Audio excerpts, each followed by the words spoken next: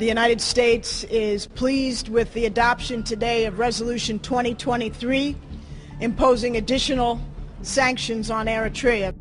It has been victorious in recent wars against not one but two superpowers. Eritrea is arguably the most isolated country in Africa. Bordered by Sudan in the west, Ethiopia in the south, and Djibouti in the southeast, the nation has a 1,200-kilometer Red Sea coastline across from Yemen in Saudi Arabia. At its southern tip lie the Bab el-Mandeb Straits, the strategic link between the Indian Ocean and the Mediterranean Sea, via the Red Sea and the Suez Canal. Defying US hegemonic power, the country of 6 million half Christian and half Muslim is currently the subject of UN sanctions. But Eritrea has fought not just one but two superpowers, the US and the old Soviet Union. We came to Eritrea to investigate for ourselves why the United States continues to try and overthrow a government overseeing one of the fastest growing economies on Earth.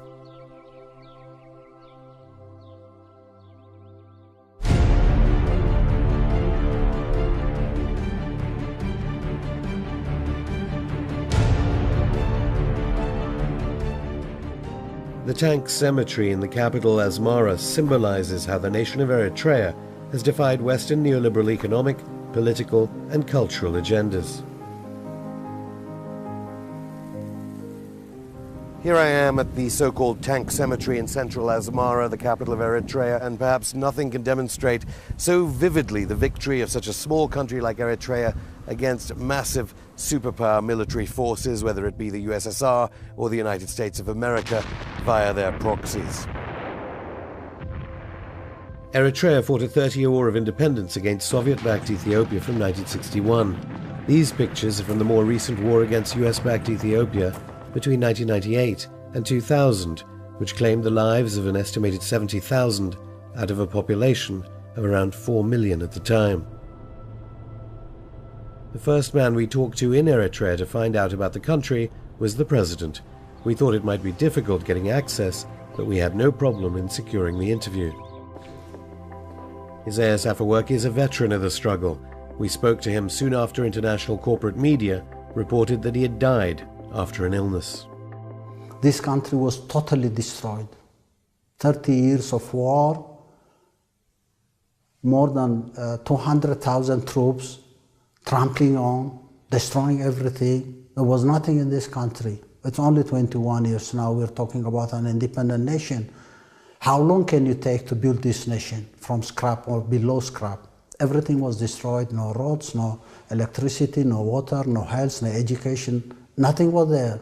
So it was a very difficult task for us.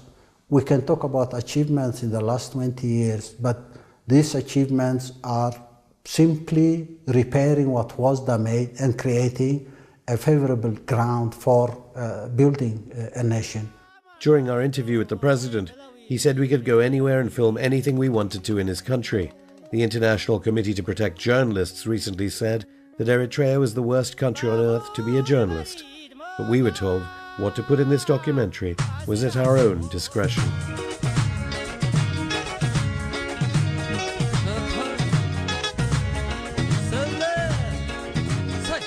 Education is one of the main priorities of Afewerki's ruling People's Front for Democracy and Justice party. So we came and made an unannounced visit to a school in the capital to find out what goes on in the nation that is being built.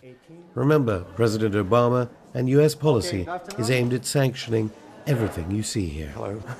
I asked the class why they thought Eritrea gets such bad press. Most countries hate Eritrea. Why? Maybe they're jealous. Maybe they're jealous. We talked to many students at the school, and all of them were ambitious, most wanting to go to free universities. Some did complain about the slowness of the internet when accessing Facebook and other social networking sites, though. But I did want to ask the headmaster one question about why there were so few symbols of Eritrea's struggle for independence and freedom on the campus. You don't have any statues for remembrance of the old students? All the students, I have one. In my school, I have. There was one student who left to the battleground when we had a conflict with Ethiopia. How many years back, I don't know. But, so we walked to the limits of the school grounds. Just 2 years back, the students agreed to build a statue just like this for remembrance of the ones who passed in the struggle during the struggle time and during the what you call fight we had with Ethiopia. And a number of students and in fact ex-students of this school passed away, and it's a memory of these students that they built this. And it was their own initiative anyway. For many around the world, Africa is synonymous with the prevalence of AIDS and HIV. It is an important part of education here. Under President Afewerki, HIV rates have halved. Today, the prevalence of HIV, according to the World Health Organization, is 0.8%.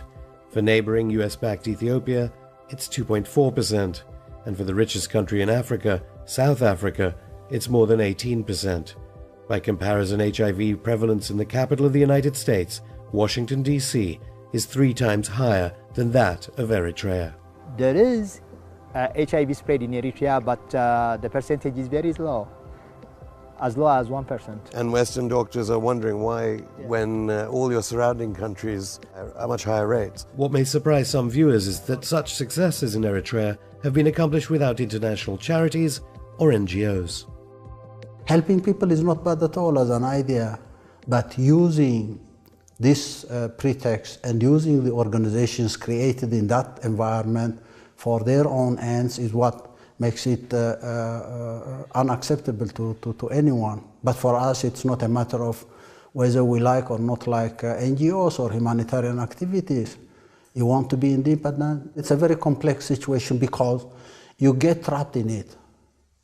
We've gone through this process because it's food aid coming and the population is deprived of even working. They will be waiting for handouts.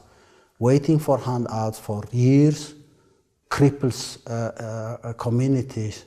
And once communities are crippled, they are so dependent, it becomes an addiction. Governments are subsidized because of this food aid and humanitarian or so-called humanitarian aid. They're not engaged in real productive activities. They don't mobilize their own population. It's slavery, it's poverty, it's famine. You're sometimes being used for their PR exercises. People are brainwashed and manipulated to believe things that are not true, that are not for real. Finally, when crises like this come up, what do politicians do? They think they can still continue manipulate opinions in the street. Again, without NGOs, we would see a network of brand new hospitals and medical centers throughout the country, from the highlands of the capital right down to the Red Sea coast. We went again, unannounced, to one of Eritrea's many free hospitals to see for ourselves why healthcare statistics in the country are such a source of optimism. According to the World Health Organization, life expectancy in Eritrea is 66. That would make it 7 years higher than US-backed aggressor Ethiopia, and around the same as the state of Mississippi in the richest country in the world. As for maternal mortality statistics, this is what a former revolutionary fighter, LUUL GEBREAB, now president of the National Union of Eritrean Women, told us. Health clinics, health centers are working on it. If it was 1,000 women of maternal mortality from 100,000 in 1995, now it has gone to 450, which is one of the best achieved in the African continent, especially in the sub-Saharan African countries. The child mortality rate has also reduced at a level which is not yet acceptable, because we want to have a zero level, but if we compare it with the Millennium Development Goals, we are on the right track. Certainly no comparison to countries that have allowed international so-called humanitarian agencies to run their healthcare. During the time of the independence, what the Eritrean government, or at that time the P.L.C, inherited was a devastated infrastructure. So it has to start from scratch to provide service to the Eritrean population. So the first thing that was conducted was to formulate a national health policy. You see, some governments would immediately invite Western agencies in to dictate the way the health system worked. as in so many African countries after independence? No, because I think we have a different experience, even during the war for the liberation of the country. Infrastructural development has been key to the development of Eritrea in the 21st century. Do we need aid? We can't live with aid. We don't need aid. So we'll have to have an alternative. We need to develop our own capabilities. We need to go through a phase where we have to invest in a sustainable economy. We've made our choice from day one. Key to Eritrea's development is treading a path that avoids statist bureaucracy, but still holds true to the values of the revolution. Unannounced again, we dropped in on a large private Eritrean-Italian textile factory named Dolce Vita, after the famous Fellini film about isolation in capitalist Italy. The working conditions would compete with anything found in the developed world, and I should repeat that this was a visit not organized by the government. Well, I have to say, even I'm a bit amazed by this, because of course childcare as women get into the workforce has been a major news story in Europe.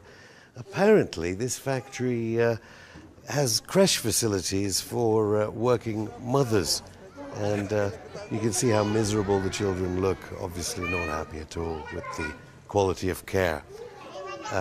Eritrean private enterprise.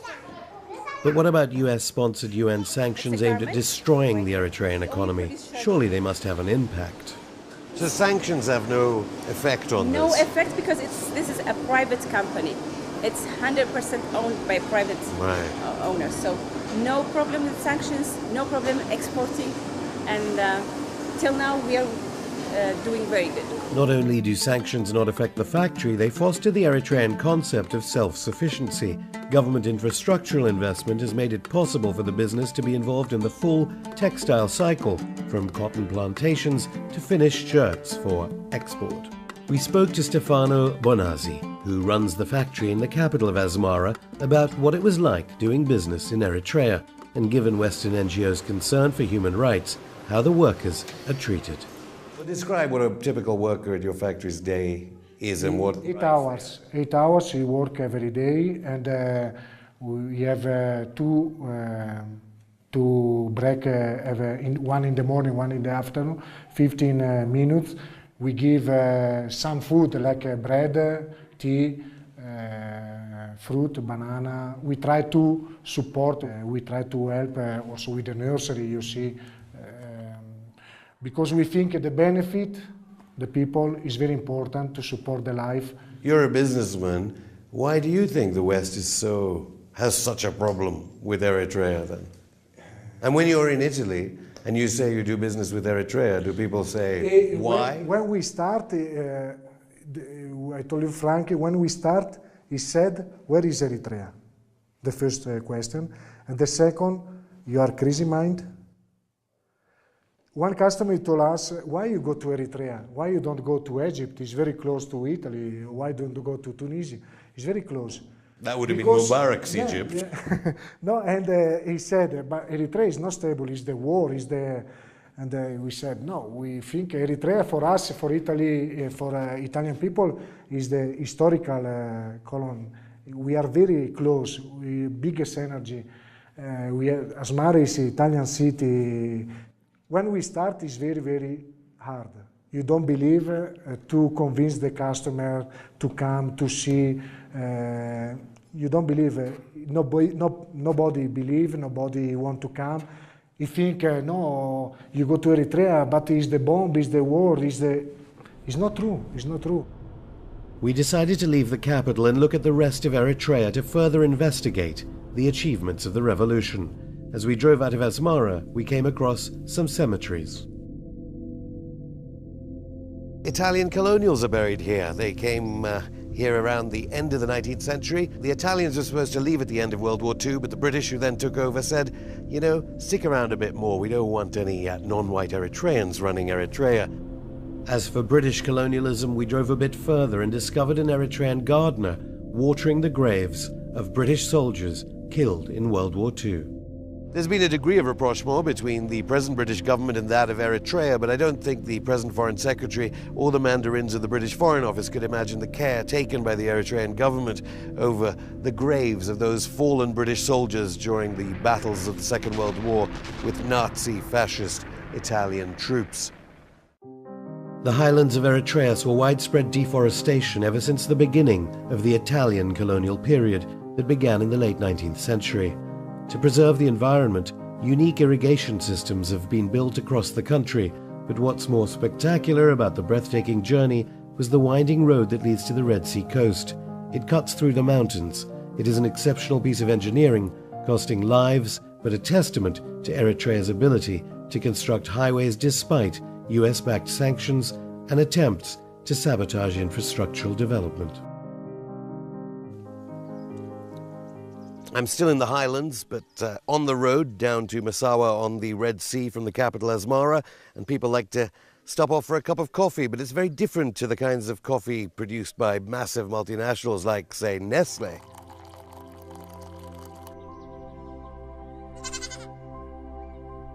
Food security is a vital issue in the Horn of Africa, and whereas other nations have relied on international relief agencies, Eritrea is refusing access to the country.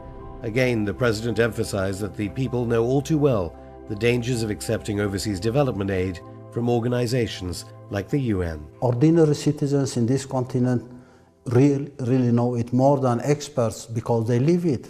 And the problem is, within the culture, within the stagnation created by these policies, even the UN agencies and the UN itself are trapped in this situation. It's a dynamic people will have to seriously consider. How do people get employed at UN agencies? How are they handpicked? How are these institutions and agencies structured? How are they brainwashed to work in an environment? Who pays them? And what are their private interests? The conflict of interest between what they get in terms of salaries, fat salaries, in terms of these grave situations in Africa, that conflict cannot be resolved. Ultimately, they will have to serve their own self-interest. And that's where we're stuck now. It's not only communities, governments in Africa, but even these institutions have become victims of their own private selfish interests. As we drove through the country, we saw fruit and vegetable markets by the roadside and plentiful supplies in village after village. The Eritrean government claims that since 2010 the country has, without any international aid agency assistance, achieved total food security. This was at a time when drought and increased food commodity prices were starving US-backed countries in the region. The Western Live Aid relief concerts of the 1980s were just one source of controversy when news of money being diverted to funding Ethiopia's war against Eritrea leaked to the international media. Even so, the BBC figure of 95% of Live Aid funding of war seemed on the high side. Eritrea says that food security is down to throwing out international NGOs bent on emergency relief.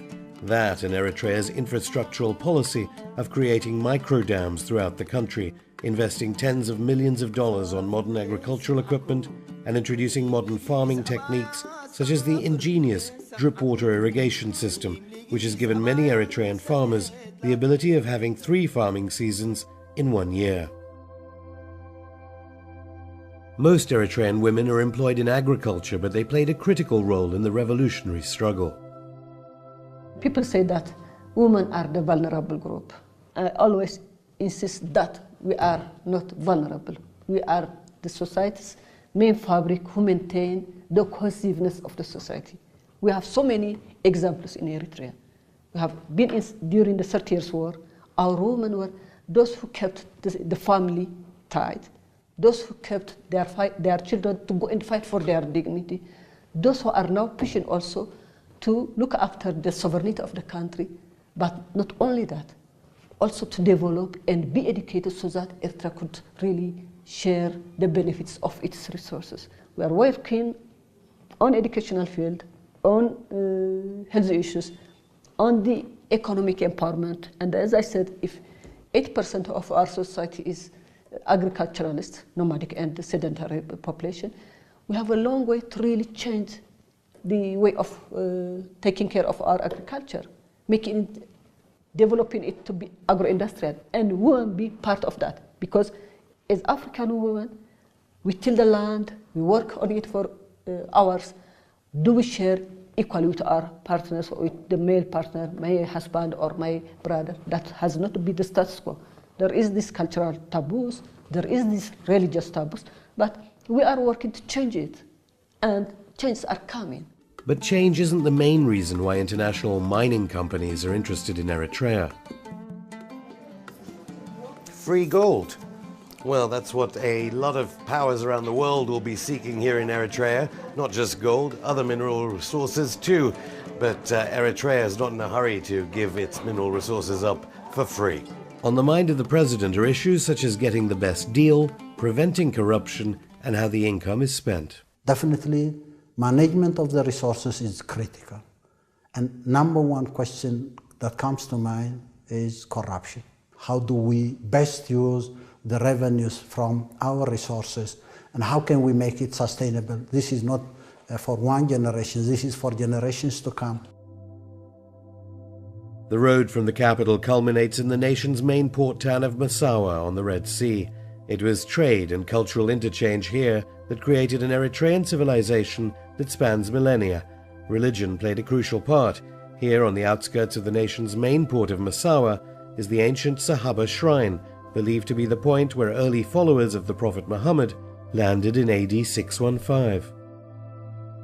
I'm not usually prone to hyperbole, but this is an amazing sight.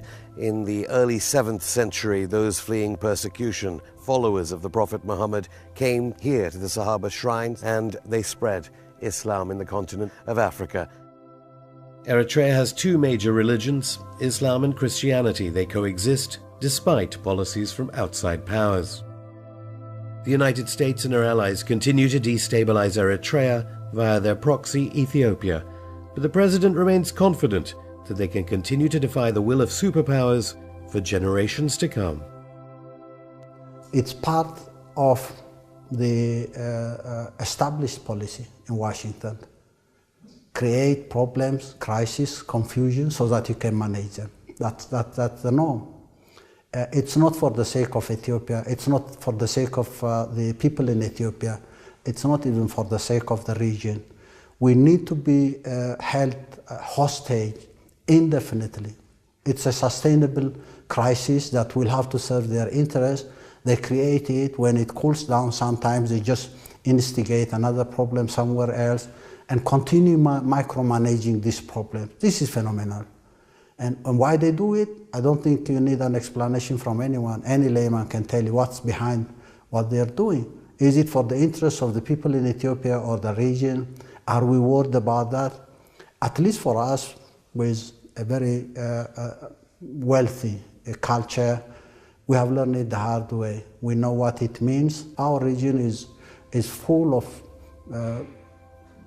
educative experiences. As to the future, the president believes that the global uprising against hegemonic power has begun, and there is reason to be hopeful. It's part of the global situation created by their misguided policies that has made the poor poorer and special interest groups controlling everything. Ultimately, that polarization will have to lead to some kind of revolt. And people are revolting everywhere. It's not in the Arab world, it's not in Africa, it's not in Europe, it's everywhere. We are entering a new world order. The world order of the Cold War is finished. The last 20 years we have seen a world order where adventure and hegemony has been very phenomenal.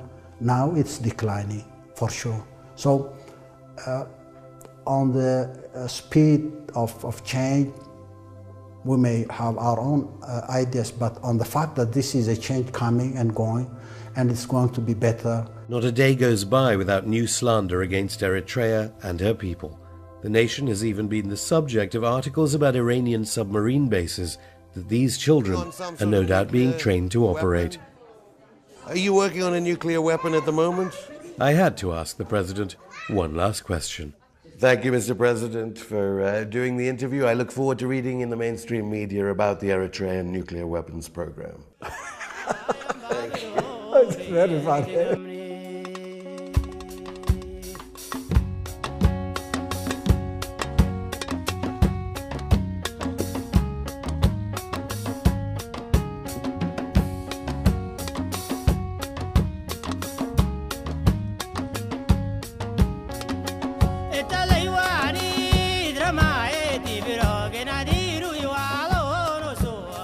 Are you working on a nuclear weapon? Or general dangers and violence and submarines? You look like a submarine commander. Yes.